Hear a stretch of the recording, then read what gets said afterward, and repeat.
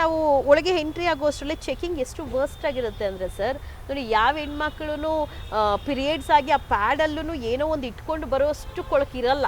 ಆಯ್ತಾ, ಒಂದು ಎಷ್ಟು ವರ್ಸ್ಟ್ ಚೆಕಿಂಗ್, ಇದ್ರ ಬಗ್ಗೆ ನಾನು ಮಾತಾಡಲೇಬೇಕು.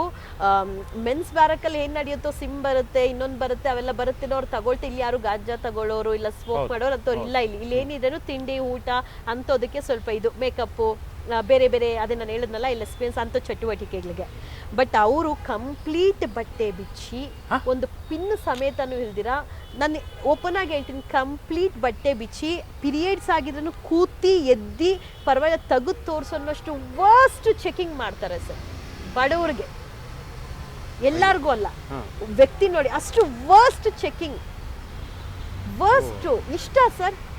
ನನಗೆ ಎಷ್ಟು ಬೇಜಾರಾಗಿದೆ ಆ ವಿಚಾರದಲ್ಲಿ ಅಂದರೆ, ನಾನು ಕೇಳಿದೆ ಯಾಕೆ ಇಷ್ಟು ವರ್ಷ ಚೆಕಿಂಗ್. ಇಲ್ಲ ಮೇಡಮ್ ನೀವು ತರೋರು ತರ್ತಾರೆ, ಅದು ಮೆನ್ಸ್ ಕಡೆ. ಇಲ್ಲ ಅಂಥದ್ದಿಲ್ಲ.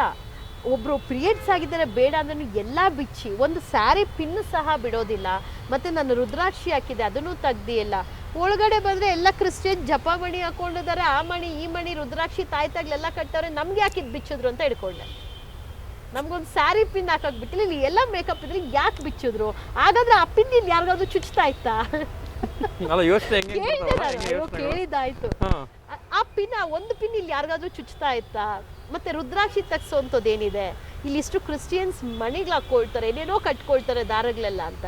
ಅಂದ್ರೆ ಅವ್ರಿಗೆ ಗೊತ್ತಿಲ್ದಿರೋ ಸ್ಟಾಫ್ಸ್ ಇರ್ತಾರಲ್ವ, ಏನೋ ಅನ್ಕೊಂಡ್ಬಿಟ್ಟಿದ್ದಾರೆ. ಕೊನೆಗಾದ್ರೂ ರುದ್ರಾಕ್ಷಿ ತಂದು ಕೊಟ್ರು, ಆ ಪಿನ್ನು ತಂದು. ನಾನು ಬಿಡೋದಿಲ್ಲ ಸರ್. ಕಾನೂನು ಪ್ರತಿಯೊಬ್ಬರಿಗೂ ಒಂದೇ ಥರ ಪಾಲನೆ ಆಗಬೇಕು. ಸ್ಟ್ರಿಕ್ಟ್ ಅಲ್ಲಿ ಏನು ರೂಲ್ಸ್ ಎಲ್ಲರಿಗೂ ಪಾಲನೆ ಆಗಬೇಕು. ಬಟ್ ಅಲ್ಲಿರುವಂಥ ಪೊಲೀಸ್ ಸಿಬ್ಬಂದಿಗಳು ಸರಿ ಇಲ್ಲ. ಮೇನು ಅವ್ರದ್ದೇ ಒಂದು ಪಾಲಿಟಿಕ್ಸ್.